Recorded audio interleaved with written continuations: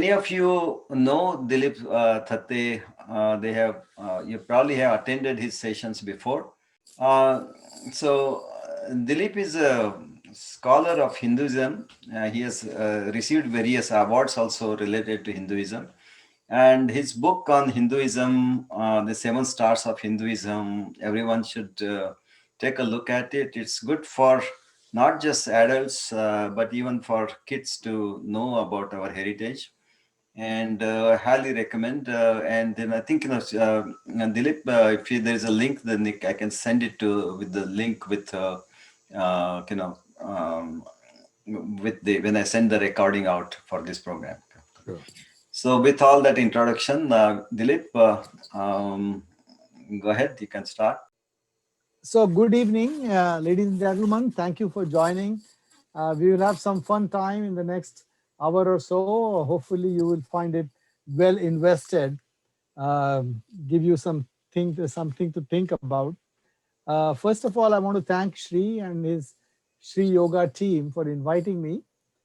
They are doing fantastic work in serving this community in yoga and all aspects of yoga. And these days they are conducting a lot of other programs pertaining to the culture and heritage. So thank you, Shri, and your team. Um, my first slide I'm going to say is why now and why here? What am I going to talk about science and Vedanta? Why now and why here? Most of the people participating are adults who probably have children. Some of them have grandchildren, and they probably know a lot about Hindu philosophy, Vedanta. And so the question comes, why now and why here? Um, we have lived here in this country for a while. We are planning to pass on our heritage. And I say that financial assets, we pass on the financial assets, we make sure that the beneficiaries are named. Some people make wills, some people make estate planning. So we take care of financial assets, passing on the heritage, financial heritage. We take care of cultural heritage. People take kids for dance classes, music classes, they teach, they tell the stories. Those are some of the cultural aspects. Where we lack or where it has not been a very significant effort is the philosophical aspect of our rich heritage. And once again, the focus, I want this to be on the next generation or the generation after that. And hopefully some of the stuff that we discussed today, I present today and then we'll discuss today, will be helpful for you to communicate better with your next generation, with your third generation, like grandchildren generation. What are the characteristics of these generations? They are growing up in multicultural, multi-faith environment. Many of them are likely, and justifiably so, likely to marry outside the faith. And Christianity being the major faith in this area, in our environment, the chances are that their child, that means your grandchild, will get exposure to the Christianity because of the environment.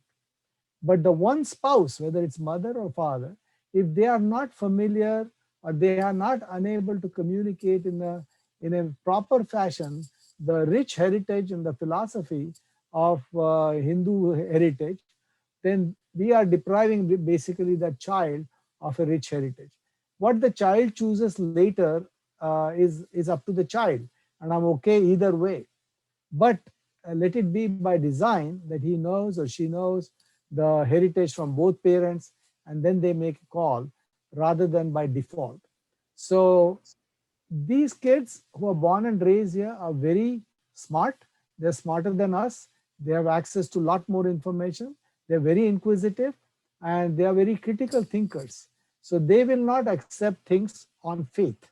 What they will accept, if we present to them a scientific oriented reasoning, scientific thinking. And that's why my focus, today's focus, is not to go into the scientific thinking, what is scientific thinking, and what is Vedic thinking, and how they relate to each other. That will help you relate to the next generation more effectively. This is the agenda. We'll go through some background. What is science and scientific approach? Vedantic approach. Vedanta in relation to Hinduism as a religion and the challenges, that historic and current challenges we face. And then we'll have some time for discussion. So I don't plan to spend a whole lot of time in presenting. I want some active participation and discussion subsequent to my presentations.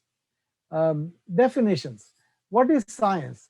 Science is a systematic enterprise that builds and organizes knowledge in the form of testable explanations.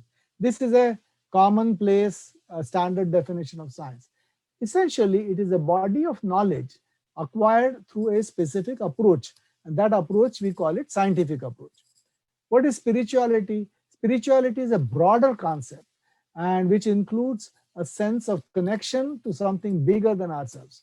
These days, there are a lot of kids who say that, no, I'm not religious, but I'm spiritual. And when you ask the next question, can you explain what do you mean by that? And they can't explain properly, other than the fact that I don't want to go to a church, I don't want to go to a temple, but I am spiritual. So let's touch upon that today. And Vedanta, what is Vedanta? Vedanta is the philosophical core of Sanatana Dharma, which is the Hinduism. The following are some of the references which you will find very interesting if you want to dive deeper into these subjects. So what is scientific approach? Scientific approach talks about going from the known to the unknown. What is known? You make an observation. Let's take an example, Newton and the apple. Apple fell from the apple tree. Newton observed it. He started thinking, asking some interesting questions. Why did it fall down? Why did it not fall up? Why did it not fall sideways? And started asking those questions and started formulating some hypotheses. This may be because there is some attraction down, and that's why it falls. Well, if that is true, then everything should fall down. So let me test whether a feather falls the same rate as a coin or a stone. And he made some experiments from towers and Leaning Tower of Pisa. And then he came up with this concept that, yeah, there is such a thing called gravity. And because of that, things stop, fall down. And through further investigation, came up with the formulation and the relationship of gravity and the mass of the body and what have you, and the velocity of g velocity. So he refined, and this is the way it goes. And then he created a theory, and then the investigation continues. So science is essentially advising us to be inquisitive, to go for the reality. Vedanta is doing more or less the same thing, and we'll get to that. So what are the characteristics of a scientific inquiry? Observation, you make a hypothesis, you get some data, and try and establish cause-effect relationship, check with the peer review, people challenge you, you answer those, come up with a theory, and then a law and replicability or transferability. That is the scientific approach. Scientific approach can be theoretical. Somebody asked me the other day, oh, if you think that the Vedic rishis were so advanced, how come we don't see any remnants and relics of experimentation or experimental apparatus? And experimentation is not necessary all the time. Einstein, such a great physicist, never did any experiment. All his theories are based on thought experiments. It was all theoretical. So the whole theory of relativity came up with thought experiments and mathematics, and said that I hope someday in the future somebody proves that I'm right. And it took about 40 to 50 years before the man went to the space and proved that indeed he was correct. It can be corrective, characteristics of light. I've given this example in the past, that Huygens, Dutch physicist, said that light is got to be a wave, because a wave theory of light explains transparence, diffraction, and all the characteristics which are shown by light. So he made observations and he formulated a hypothesis. For 200 years, everybody accepted that as the truth, nothing but the truth. Light is a wave. In fact, people came up with a medium. If light travels, every wave has to travel through some medium. So they created this concept of ether as a medium through which light wave travels. Then came Einstein, and he said, wait a second. Light to me is a string of particles, of photons, because that's the only way to explain photoelectric cell. So suddenly there was that theory that light was a wave was challenged and refuted. And then with Einstein coming on board, people said, oh, yeah, light got to be a string of particles. But then they said, okay, light sometimes travels like a wave, but sometimes acts like a string of particles. So it's both. So in 21st century, ladies and gentlemen, we as scientists, we as civilization, we have accepted both because we don't know exactly how light travels, other than the fact that it travels in waves, but it's also full of particles. The point I'm trying to make is it can be corrected. So anything can be corrected. But until the hypothesis is refuted, you accept that as the truth. Like in case of light, we accepted it as the truth and the reality for 200 years. It can be observational, Newton's law we just talked about. It can be hypothetical. There are some people here probably who are a lot more experts in quantum theory. But quantum theory, quantas, is a concept which has been brought out, and now, of course, the CERN accelerator and all of those are trying to prove it, but it can be a conceptual thing. May not be understood by all. When theory of relativity was published, there is hardly a few hundred people in the world who understood what Einstein was talking about. The concept of black holes and white dwarfs. There are very few physicists and astrophysicists who understand and can explain, or more than explain, can understand this. But people like me accept that as the truth because of the expertise which is behind that. So, and scientists have always been humble enough to accept new ideas. For example, the accepting the exploration and new ideas and concepts like multiverse, for instance. So what I'm saying is scientific approach is an active, dynamic approach to seek the reality, ultimate reality, and there can be many ways of doing that. What is happening, what has happened in the West? In the West, there are physical and social sciences. By social sciences, I talk about political science, sociology, and things like that. And then there is spiritual science. And Western scientists never crossed into the religion part. They never crossed into the faith part. In fact, they drew the line and say, okay, we will focus on this, and we got nothing to do with religion. Some of them were very religious people, but their religion was separate than their science.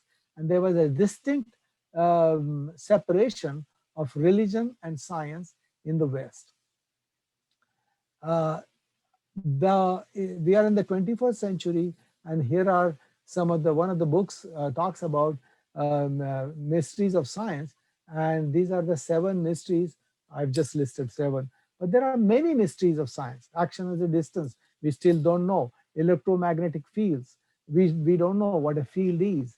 Waves and ether, atoms and molecules, momentum, we know the concept of momentum, m times velocity, but what is it? We cannot define exactly what momentum is. We can calculate it, we can measure it, but we cannot exactly define. Relativity, quantum mechanics, all of these things are real. I'm not saying they're imaginary, but they are still in a very ambiguous and area which is still being discovered and which will continue to be discovered. So let's get to the why is this inquisitiveness? Because of the human need. Maslow's hierarchy of needs, many of you have heard. that the first need everybody has is the physiological need: food, shelter, clothing, comfort, warmth. Then comes the need for a safety, safe environment. So in the old Stone Age, I don't get eaten by the tiger, but in the new area, I don't get frozen. So a comfortable, safe environment. Then comes love and belonging. That led to family, friends, and then society. And then self-esteem. Self-esteem is position in the society so that I feel good about myself. And then self-realization, self-actualization. Self-actualization is I like to paint, I like to play music, and I get engrossed in that, and that is my self-actualization. So this is where the Western science stops. And we in the East Orient have added one more. All of these are true of all human beings, and we are human beings. But in the Vedic period, from the Vedanta perspective, there's one more thing added, and that's self-realization. And we'll get to that. But this is the hierarchy of needs. And I have added the spiritual or self-realization as a need for inquiry. And again, the focus is we are all seekers, human beings are seekers, and they keep going higher and higher. And the Western man has stopped here. We keep going higher and higher.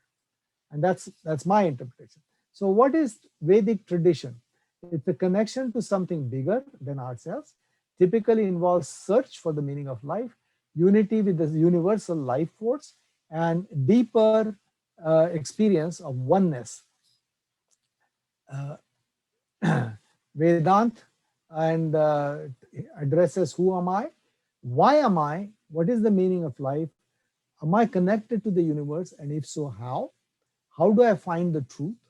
And these are some of the disciplines which are handled by the Vedas without having been called by those names. Ontology deals with the nature of being, epistemology, which deals with the investigation of what distinguishes belief from opinion, and astrology, which deals with the theology concerned with death, judgment, and final destination. And Vedanta deals with all of these. So, what is the difference? How is Vedanta different? As I said, the Maslow's hierarchy of needs shows that we have all of those needs, but we go one step further. Similarly, the Vedic approach is Vedas talk about two types of vidya or knowledge: paravidya and aparavidya. Aparavidya is the vidya or the knowledge which evolves from the physical world. The physics, the chemistry, the sociology, the Western science, all of that is considered to be aparavidya. Very important and absolutely essential, but that is not where we stop. And like I mentioned earlier, that Western scientists stop there and they hand over the baton to the religious, ecclesiastic folks, that faith is your area.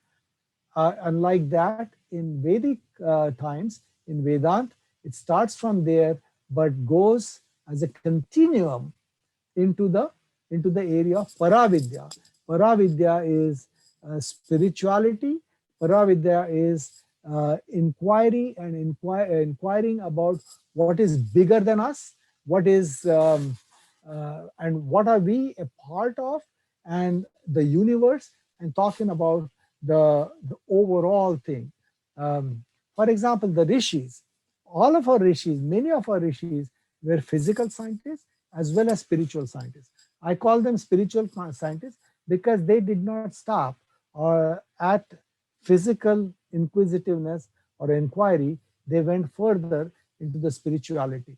For example, Yajnavalkya, he was an astronomer who established Earth is spherical and its heliocentricity of the Milky Way, but he also was a rishi who dealt with a lot of spirituality about the Brahman, Atman, non-duality.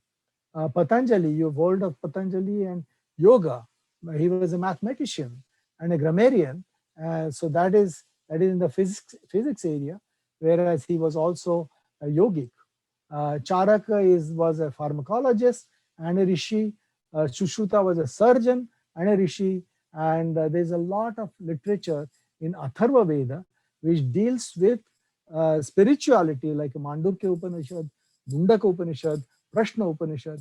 And yet it also deals with a lot of mundane or regular things which are related to physical sciences, like how to administer a government, how to build a building, architecture, and all kinds of kalas deals with in the same Veda. So there is no distinction in Vedic um, literature between these two. One is an extension of the other, and that's a very interesting thing. Now let's see that whether they follow a similar approach like the scientists in the West follow in terms of scientific approach. So okay, here is a comparison: modern science, religion, Paravidya, Aparavidya, and Veda and Upanishad. So I showed the oval that expands the whole gamut of both the physical as well as spiritual thing. So Vedic literature says, according to our approach, the information theory of knowledge says information should be new, should be consistent with what is known. It should comply with what is known, and the condition should be free of defects and biases. So Vedic approach addresses physical sciences, health sciences, and spiritual sciences. We talked about that. So what is the approach? Like the scientific approach of observation, hypothesis we talked about. Um, Here is this. Pratyaksha is observation. Prameya is hypothesis. Anumana is inference. Upamana is comparison and analogy. Arthapati is the facts based on data. Upalabdhi and anupalabdhi. That means sometimes the experiments go wrong. Sometimes the hypothesis is wrong. It's a null hypothesis. And that is also adds to the knowledge. So they knew about that. And Shabda is the testimony of the past or the present reliable expert. And Siddhanta is the theory. If you will notice that there is a lot of similar, and these are some of the words, some of the things which are in many of the darshanas. Nyaya Darshana has some of this, Vedanta Darshana has some of these, Purva Mimamsa has some of these, and this is from our um, vast literature of Vedic literature which exists.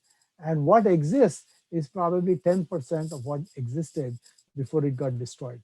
And then there are other area aspects such as tarka, which is reasoning, prayojan, which is a purpose, prayog is an experimentation, and vada, that means discussion.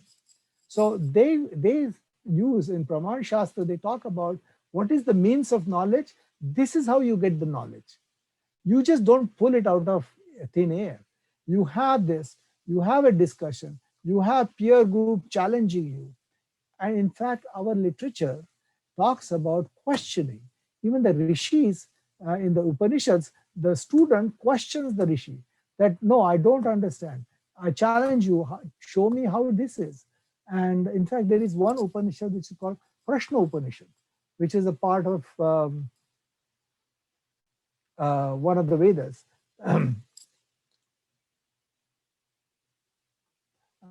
The Upanishad is all about Prashna, how the students or student rishis come to the Maharushi to ask some questions for explanation. So as you can see, very, very similar flow. I won't use all of them, but if you can see, this is the scientific approach, observation, hypothesis, and this is the Vedic approach. Pratyaksha, Anuman, Upaman, Arthapati. Why am I telling you this? Because our next generation and many of us ourselves, having been taught in the Western science, we accept if a certain body of knowledge is developed and generated out of this kind of a rigorous process, which we call scientific process. And I want to emphasize that the Vedic knowledge which exists has been indeed evolved and developed through this kind of a very active and rigorous process. And this message has to be made very clear to ourselves as well as to our next generation, so that there will be better acceptance of what we talk about. It is not faith based. We don't have a book which says that, okay, this is what the book says, so you accept it. I don't want to disparage any religion. I respect all religions. But there are religions, large ones, big ones, bigger than us, who have a book. And anything that book says is the truth, nothing but the truth. That is not the case with Vedic literature. Vedic literature has gone through a lot of um, rigorous uh, discussion before any siddhant, any hypothesis, or any theory is come up, maintained, and that can be questioned. So that is our tradition, and that is very appealing to the next generation.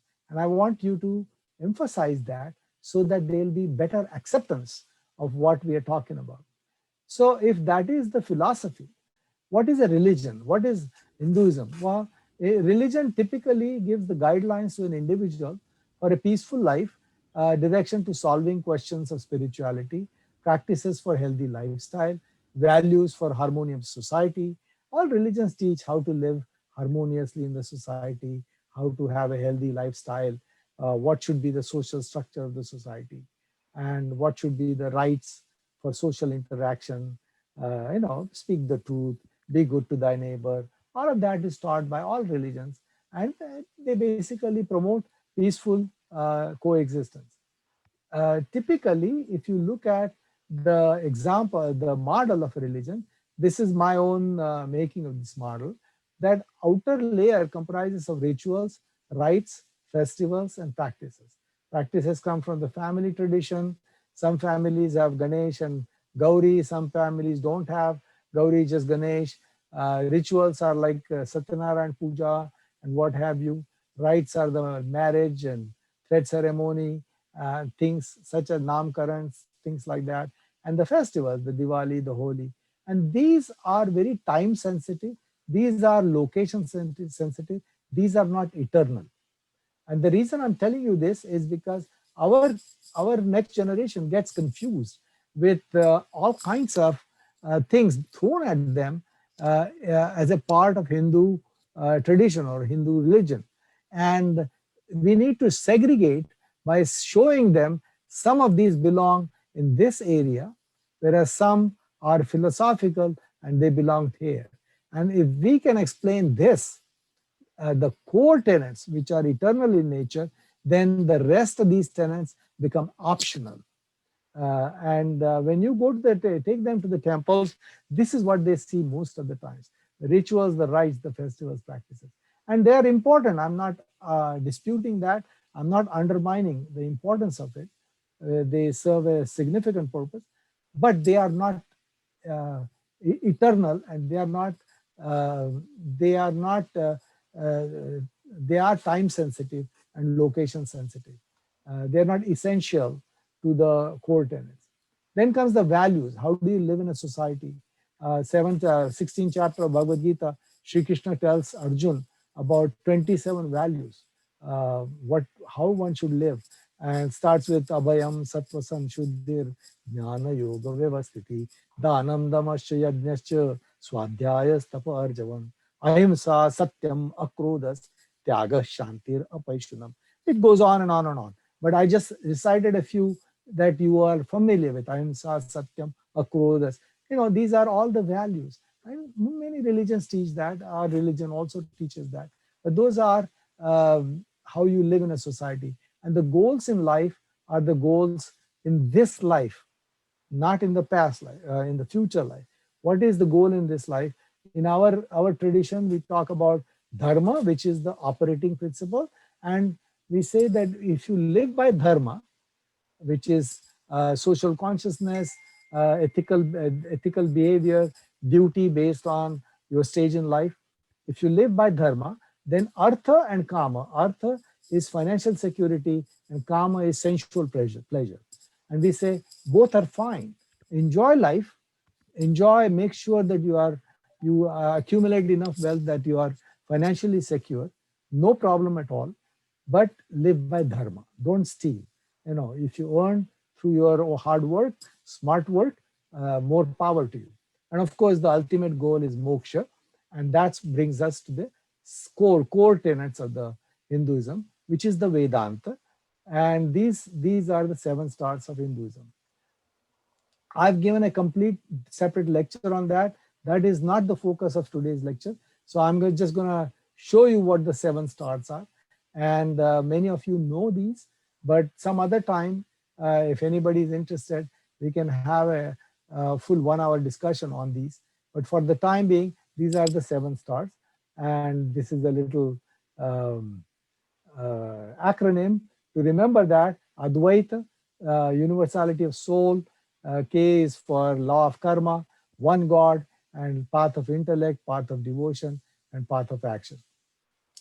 So what I said was that peel the onion, segregate the rituals, practices, things like that from the core, and the core is the Vedanta.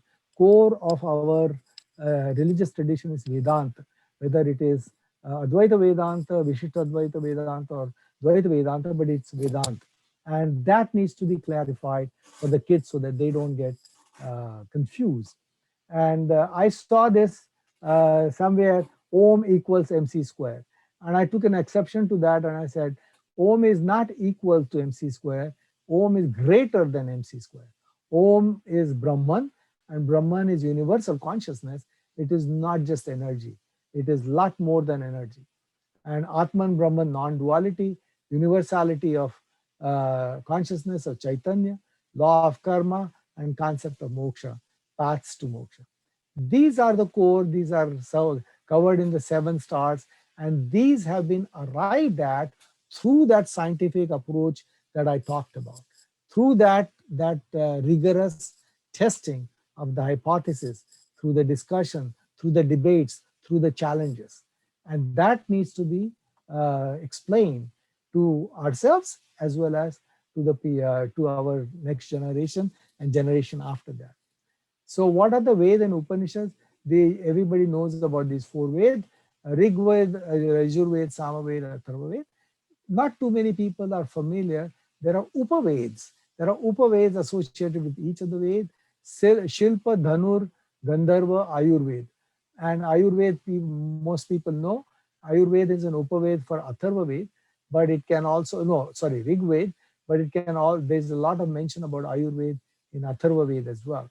And between these Upaveds and the Vedas, there's a lot of information and literature about physical sciences and spiritual sciences, all as a part of the spectrum of knowledge base. So our knowledge base has been arrived at through the scientific approach into our literature. Here are the 4 famous Vedic utterances associated with the 4 Vedas. Many of you know about that. Prajnanam Brahman, Aham Brahmasmi, Tattvamasi, Ayam Atma Brahman. These are from the 4 Vedas, and Adi Shankaracharya sums up the entire message of Vedanta by Brahma Satyam Jagat Mithya, Jivo Brahman Napara. Well, is this Brahman a theory of everything? Because science is talking about theory of everything, and the Vedic rishis had already come to the conclusion of the theory of everything through Brahman. Something to think about. Now, if Vedic knowledge was so advanced, and Vedic knowledge was known for the last 3, 4, 10,000, some people say 20,000, 50,000 years ago, certainly for 20,000, because recently there was a very nice lecture by Nilesh Oak yesterday, which talked about the antiquity of Mahabharata, which he talks about is 5,500 BC, and Ramayana was 2,000 or 3,000, a few thousand years before that. So we're going back to a Vedic period of 20,000 BC. So if that's what existed, then why has that been accepted by the West? So here are some of the challenges that we face. Ours is, whereas the Western science has traditionally been experimental. Ours has been experiential. They did the experiments, but they also had experiential. So experimental and experiential, both are incorporated, and the West is not familiar with anything experiential. Experimental is standard experimental. There are astronomical laboratories which are built like a Jantar Mantar type of thing. These are all through the experiments and astronomy and looking at the stars. But as Paramahansa Ramakrishna says, that if I cannot explain you the taste of mango, you have to experience that. And that is experiential. And I cannot give you realization. You have to experience that realization. And West hasn't understood or had not understood that feeling of experiential, which our rishis did. Documentation, cause and effect. Our documentation got lost over a period of time. So all we know is some of the things that we do, but we don't know why we do this. And as a result, we don't have anything to demonstrate the process, demonstrate the rigor with which the rishis went through in terms of debates and discussions before they came up with the hypothesis. Abstract concepts. Abstract concepts exist in both disciplines. Max Tegmark is an MIT physicist who has come up with this concept of multiverse. This is a very conceptual thing, and it's a very abstract concept. Very few people understand that. Einstein did thought experiments. Very few people are capable of doing that level of thought experiments as Einstein did. And our rishis did a lot of thought experiments and came up with the abstract concepts. Brahman, universal consciousness itself, is out of this kind of a concept, which they have realized. But people are beginning to accept that now, slowly. Description on the results. The tradition has always emphasized on the results because the processes and documentation of the processes got lost. I'll give you a simple example. There is a process called, there's an activity in the south called Toppu Karnam, whereby you hold your ears and do 21 sit-ups.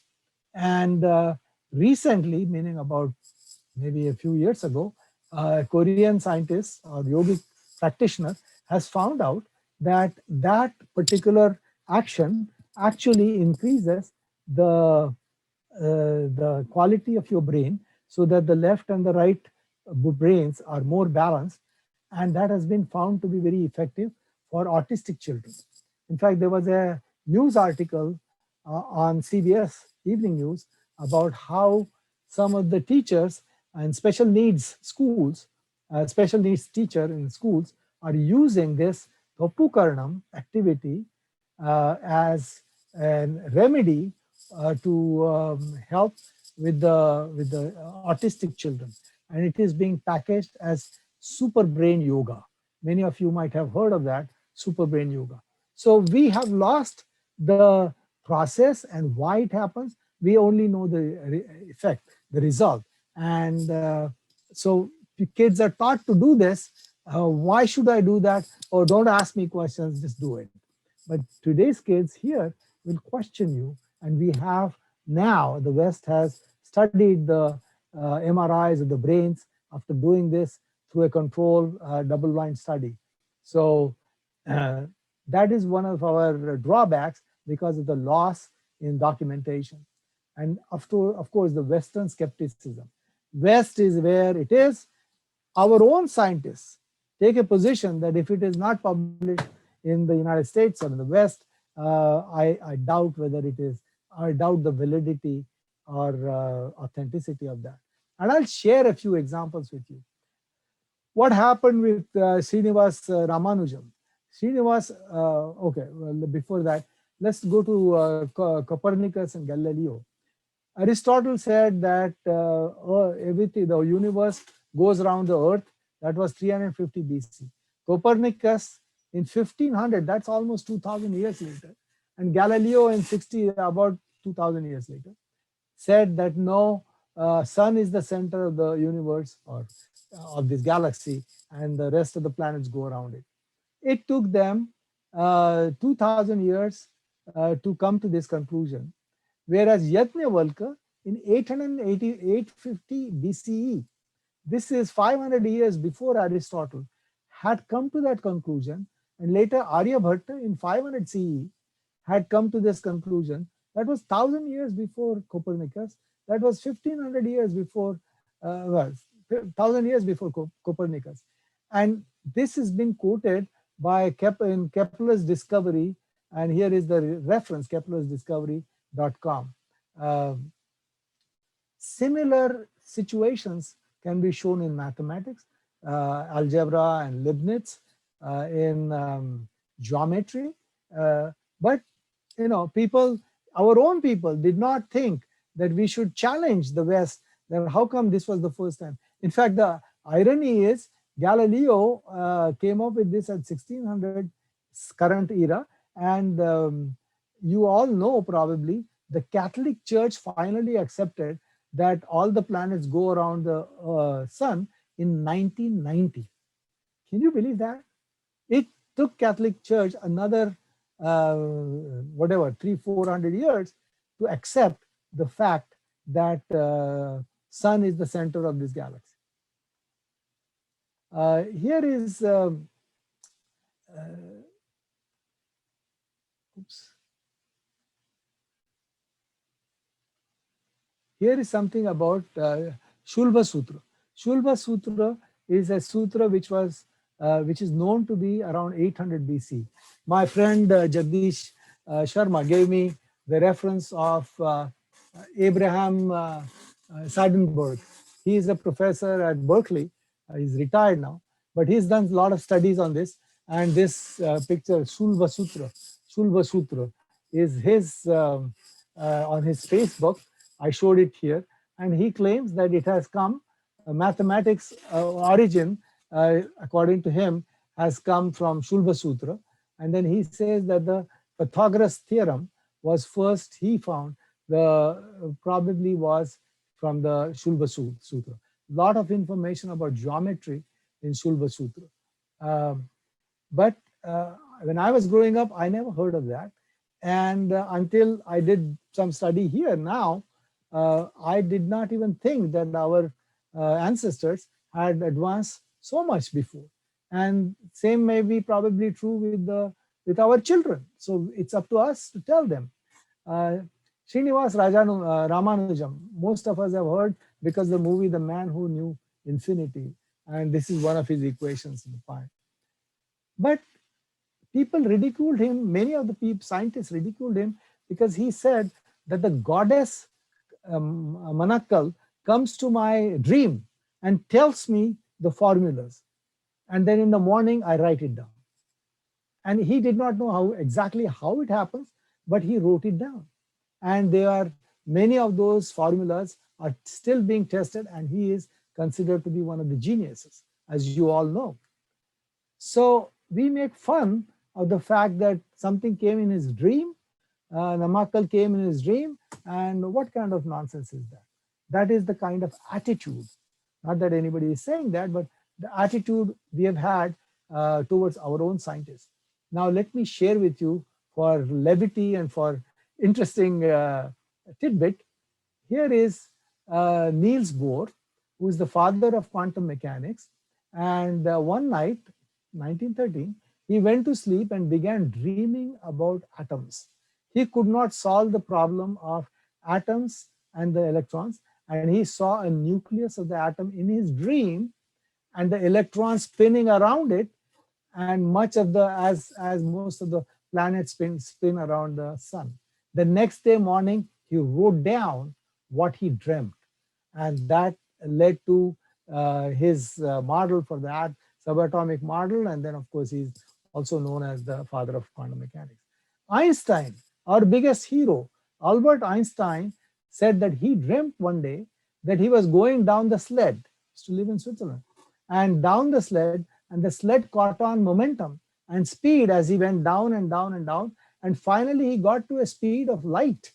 And then things happened in his dream, wildest things happened, and that was led to a principle of relativity, and that's where he, you know, uh, this is in his Einstein's dream. There's a book called Einstein's Dream. Here is some another interesting thing. August Kekule, who was the benzene, he had a benzene ring. The guy, the German chemist who came up with the benzene ring, and this was before the Nobel, so he did not get the Nobel Prize because it was not yet there. Uh, oops.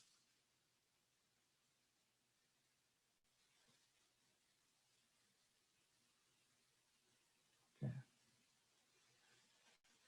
Lowe was he dreamt of an experiment. He was Nobel laureate on medical therapy, and he was a Nobel Prize winner. And he worked on nerve impulses, and he had a dream. And in his dream, he came up with this therapy. And the next day, he did the experiments, and then got the path where to look into it. Canada's first professor of medical research, 1923 Nobel Prize winner, uh, Banting. His last name was Banting. And he had a dream that how insulin can probably, how pancreas may be responsible for diabetes, and he came up with the insulin. So the point I'm trying to make here is many of the scientists in the West have dreamt out of a blue.